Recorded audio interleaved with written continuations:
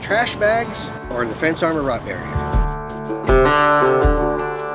Well, there's some comments that come in that seem a little off-center, so we thought we'd review some of those and challenge some of the information that colloquially what is common in one area may not necessarily be common in another area. Obviously, where you are in the world changes everything, but what we're talking about is wood posts going in the ground. And since in North America we have a lot of wood, wood is relatively inexpensive even after the adjustments in prices over the years. It's still a pretty reasonable way to put a fence in the ground. The issue, of course, is when you put a fence in the ground, wood has a tendency to rot. Put a wooden post in the ground, you have some expectations that it's going to last a few years, especially if it's pressure treated. These are cedar posts, so they won't be treated in any way. Cedar, of course, inherently has its own natural oils that prevent wood from rotting. So cedar has been a common choice. In fact, many telephone poles and hydro poles were made out of cedar for years, and still are. Over the years, we've been using treatments, pressure treated wood, so that they have a longer lifespan. As things have changed and laws have been passed, different treatments that have worked have been banned. So now the treatments and the idea of cedar also being grown so quickly that the density, of course, is much different than what it was in the old days with the old growth lumber. Wood posts in the ground aren't lasting quite as long. So over time, what happens with a wooden post in the ground is it gets eaten up. This is all chewed up from the microbiome that lives in the ground. Here at ground level, and obviously we're about 8 inches depending on the post and how warm it is, the ground here is warm. You have moisture and you have oxygen still in this area, and that's where all of these microbes can live. And of course the post, it just becomes dinner. If I was a wood-eating bug, I'd say, hey, free food. They start eating it, it starts rotting right from the ground level down, because obviously from this point here there's oxygen and warmth, and it's a perfect place for them to live.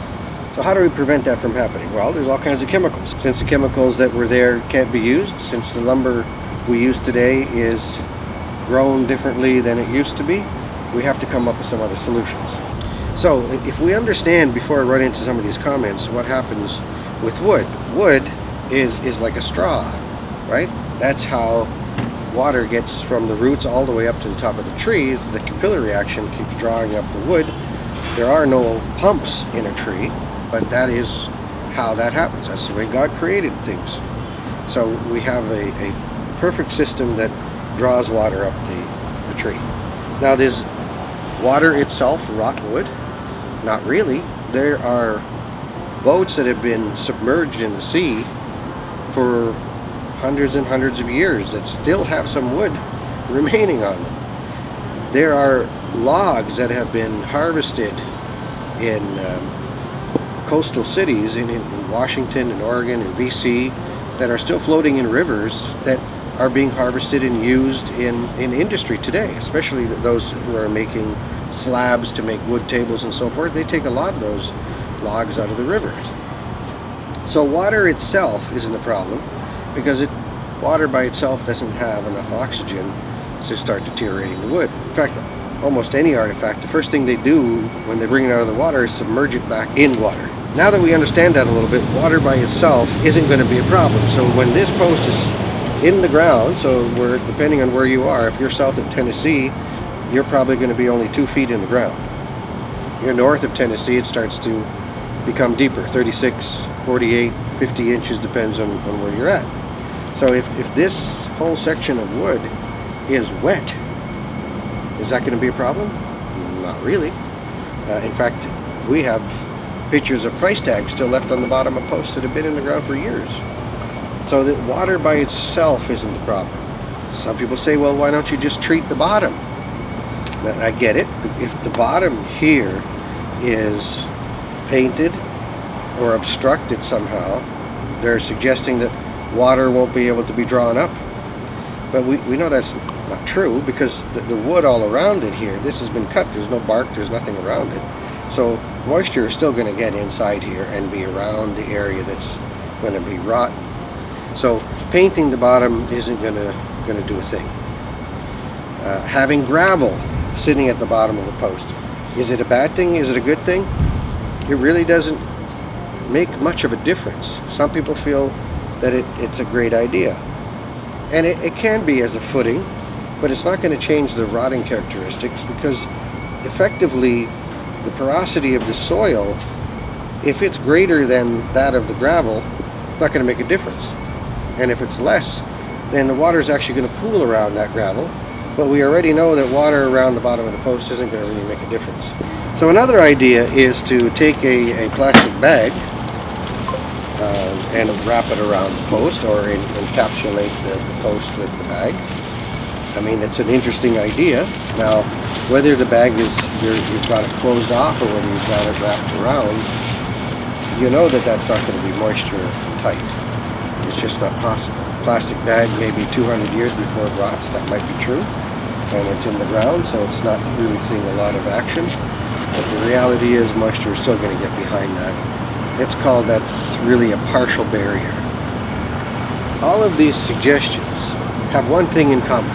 Whether you want to put a plastic bag around this, whether your idea is to take a 2-liter bottle of Coke and heat shrink it on, or you want to paint the bottom, or you want to give it a coat of tar. Some people will take pool liner and put it around here.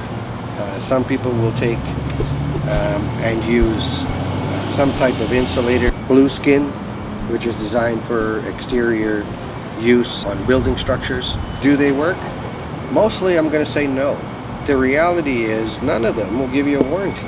Why not use a barrier, a rot barrier, that gives you a 20-year or 40-year warranty? This would be the difference. Above the ground, you have this sleeve, you have fence armor here preventing the damage. You have the sleeve itself. Once the moisture comes up, it's too dry here. The capillary action stops, and now it can't be drawn up in the wood. So bottom line, guys, if you're going to spend any effort or any money on a solution that doesn't give you a warranty, is it really worth your time? As a homeowner and a property owner, you want to go with a brand who will stand behind the product. And basically, you slide them on and you torch them so that they become fused to the wood. And then we use a little roller that's in water typically, and we use it, really for on square posts mainly, to get any air bubbles out of the wood. And we're only going to roll it in this area where the sleeve is.